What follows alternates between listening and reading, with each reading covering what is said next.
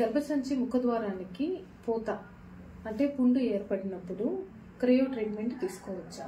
ఖచ్చితంగా తీసుకోవచ్చు. Cryo treatment వల్ల ఏమవుతుందంటే ఆ పూత అనేది అంటే గర్భసంచి ముఖద్వారం సర్విక్స్కి పుండు అనేది ఊడిపోయి అక్కడ ఉండే డెడ్ టిష్యూ అంతా చనిపోయి కొత్తగా న్యూగా ఫామ్ అయ్యే టిష్యూ అంతా ఫామ్ అయ్యి హెల్తీగా ఉంటుంది.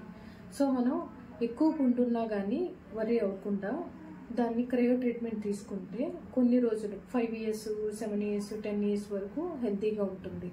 ఆ తర్వాత మళ్ళా కానీ చెక్ చేసుకొని ఆ పుండు ఉందా లేదా, ఇంకో సిట్టింగ్ అవసరమా లేదా అనేది చూసుకోవచ్చు.